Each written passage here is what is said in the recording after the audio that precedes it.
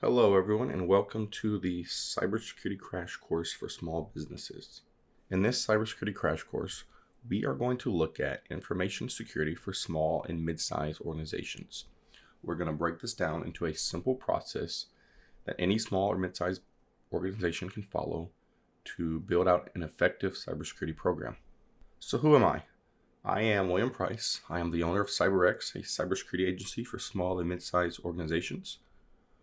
We do security consulting and managed security. So we get to spend a lot of time in the trenches every day, working with small and mid-sized organizations, seeing what's working for their security, seeing the mistakes that are made. I am also the founder of the InfoSec Academy.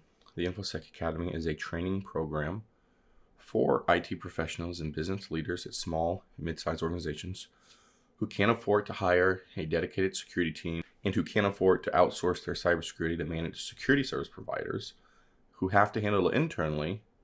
And the InfoSec Academy is a program that teaches them how to do so. I'm a penetration tester.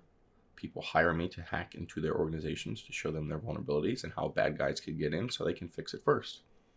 And you can find us at the social media and the blog listed there. So here's what we're going to talk about in this course. First, we're going to look at the cybersecurity basics. Then we'll look at the NIST cybersecurity framework. We'll talk about physical security, ransomware, phishing, business email compromise and business email security issues, tech support scams, vendor security, cyber insurance, email authentication and security, web security, and allowing secure remote access.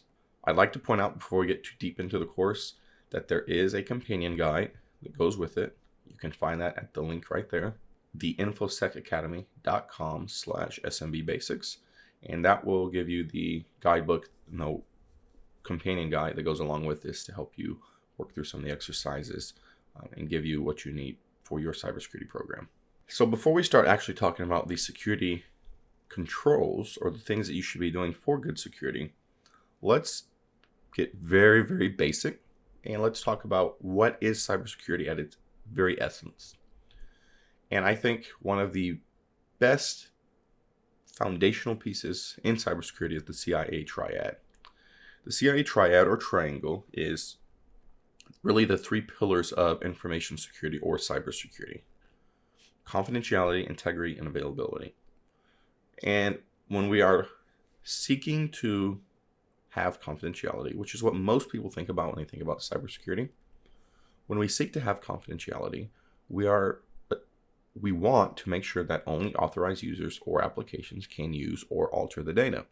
Someone who should not access it, who should not be able to edit it, should not be able to, right? And we do this with rights and rights management and passwords, etc. The next foundational piece is integrity. And integrity doesn't get enough attention, in my opinion. I think integrity should be looked at a lot more. But with integrity, we want to be sure that data is maintained in a state that ensures it cannot be improperly modified. That is, data in transit and data at rest. We want to be sure that no one comes and changes this data and we don't know it. So a very simple way we can do this is a hash. A hash is a one-way algorithm. I take a piece of data and I hash it. That gives me a code. This is a very unique code. If I change that data one letter, that hash code is completely different, and I can know that someone has altered it without me knowing it. And the final core component, or core pillar of information security is availability. And availability, much like it sounds, we want to be sure that authorized users can access that data whenever they need it. We don't ever want there to be a point when they come to access the data and it's not there or it's not available. So those are the three essential ideas in cybersecurity, and this is what we're trying to achieve: confidentiality, integrity, and availability. And we take a layered approach. We put multiple layers of cybersecurity in to get these three goals, these three concepts around all of the information we hold. Next, let's talk about the threat landscape. What is it we're actually facing? And the threat landscape for a small business is very different than the threat landscape for a corporation and a very large enterprise. We obviously have the threat of viruses, computer viruses. But viruses today are different than they were 10, 20 years ago. Viruses today are more stealthy for one, they are more profit driven, and they're more advanced. There's crypto malware. With the rise of cryptocurrency, things like Bitcoin, we've seen a lot of malware or malicious software being built to mine cryptocurrency for bad actors. Is it malware? Does it hurt your computer? There's some difference of opinion among it, but it is a software that you do not authorize, and it takes away resources from your computer. It takes away computing power, it takes away processing speed, and it devotes it to mining cryptocurrency and it not to doing your day-to-day activities. Then, of course, there's ransomware. We've all heard about ransomware in the news. Ransomware is a type of attack in which your files are encrypted and locked, and you cannot retrieve them unless you pay and you are given the decryption key. There's adware. Adware is malware that shows you ads constantly because those individuals showing you those ads gets paid for them. Then we have bots. With the rise of IoT, or the Internet of Things, with all the smart devices that you have that get connected to the internet, like your watch, health devices, microwaves, stoves, everything that gets connected to the internet, a lot of them are using traditionally weak operating systems that are easy to take over. And attackers are using these to build bots or swarms of slave armies that they can use to attack whatever they want. They can use this for what we see later in the list, a denial of service attack, a DOS, or a DDoS, a distributed denial of service attack, where all of these devices bombard a target with so much traffic that it can't communicate. There are several bots being actively tracked on the internet right now with millions and millions of slaves in them. Then we have the threat of insiders. Every organization, no matter how small you are, has this threat. If you have sensitive data or you have access to systems or sensitive data, there is a threat that your employees could go rogue on you and do malicious activities. For an example, there was an MSP, a managed service provider or an IT company in the Southeast several months ago that the employee was actually fired for bad behavior and a lack of productivity, but their access was not terminated. And they decided to sell that access on the dark web to whoever would pay the highest. With the rise of the dark web and the ease with which individuals can commit cyber crimes, this is very easy. And a security researcher actually found them, figured out who they were, reported it to law enforcement, it was addressed. But the same goes for, say, a health organization.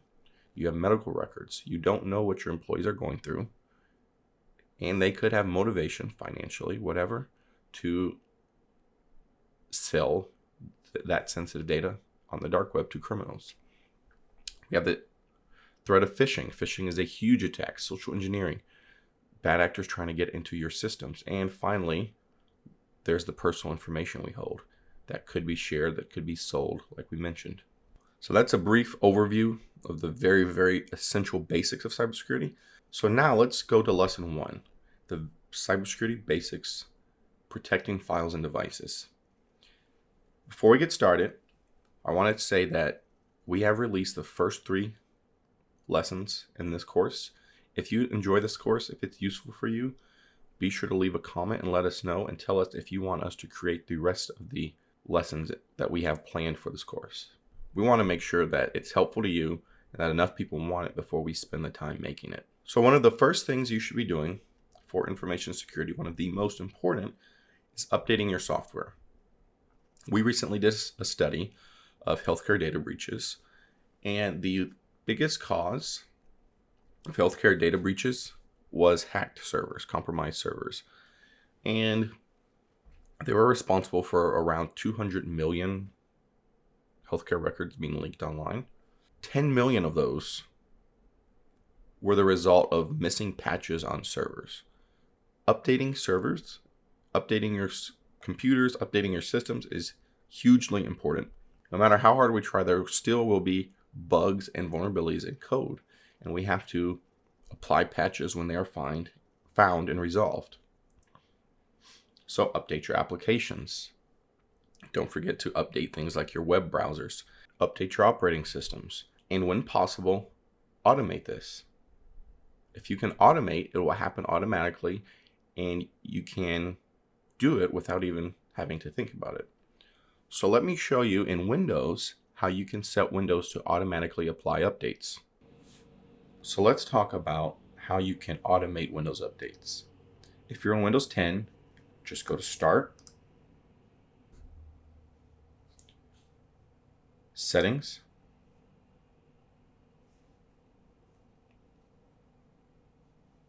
and when you get there, search for Updates. Now when you see these options, you want to choose Windows Update Settings.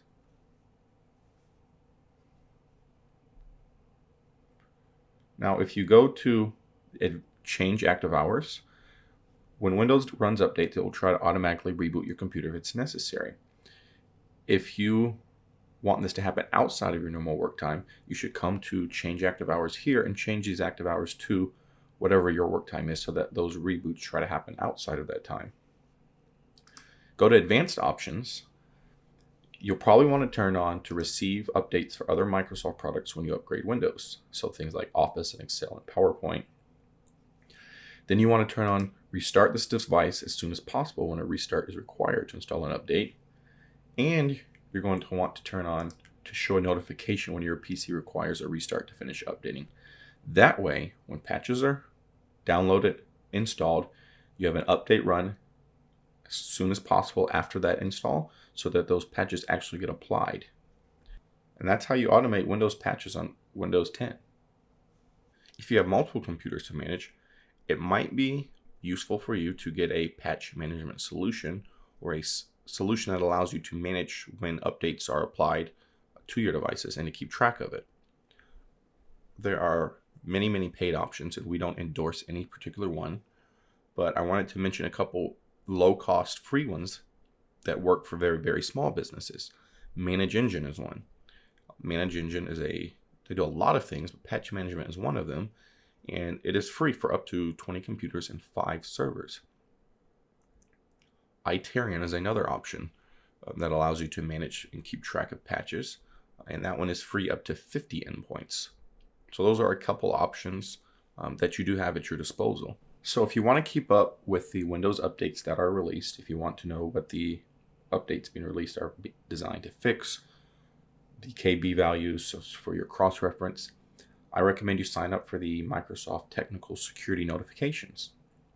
And at this site, which will give you the link in the companion guide to the course, you can sign up for different types of Microsoft notifications. When you subscribe to this, you'll get a monthly notice before patches are released, when they're released, giving all the relevant information about each patch.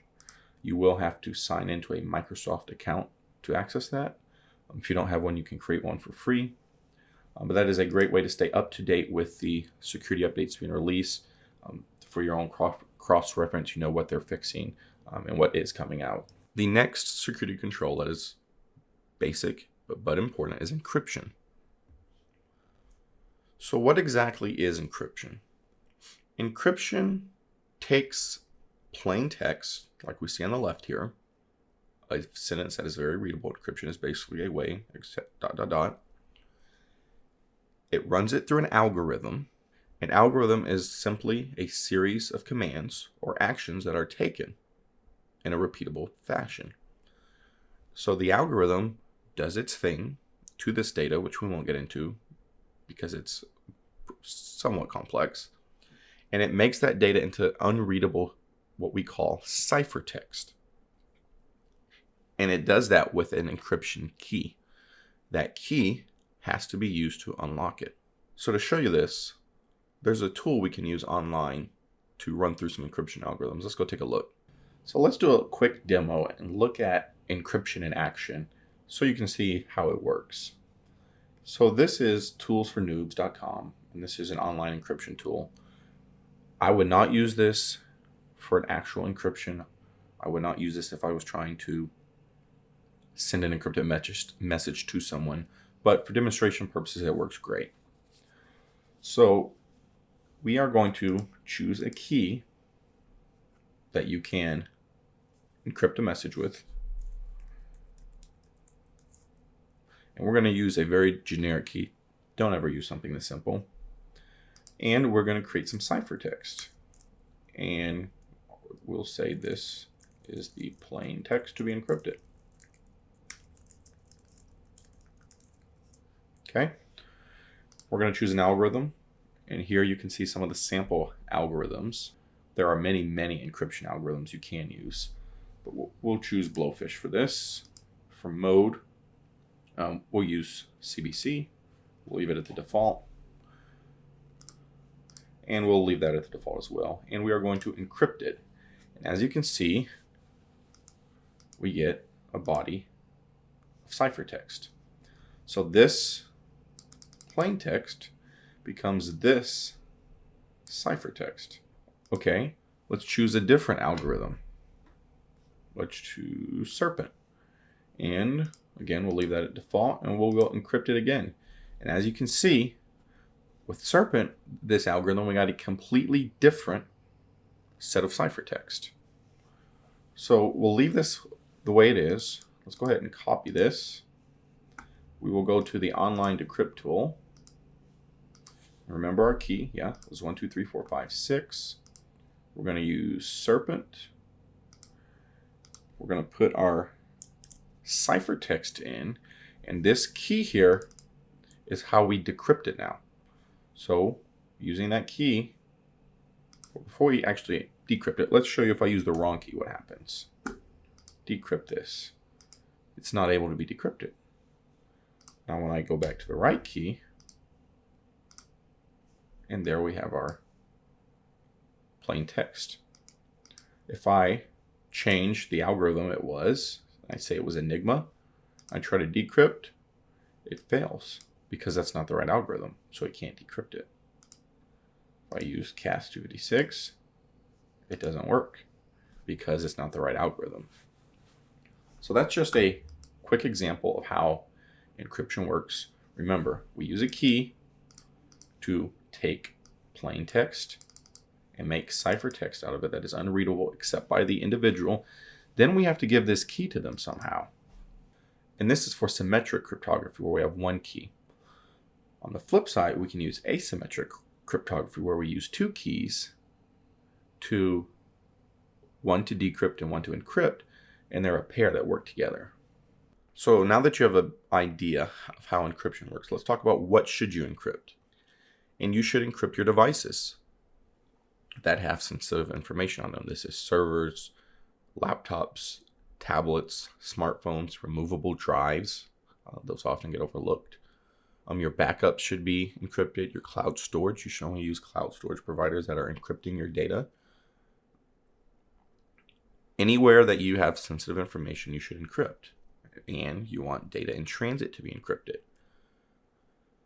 So let's look at, in Windows, how you can set up encryption.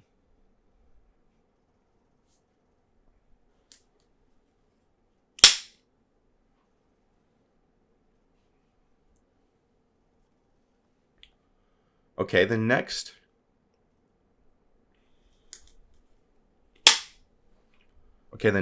basic security control is authentication. And when we're talking about authentication and control, we are talking about restricting access to a network, to systems, to our files, to our computers, etc.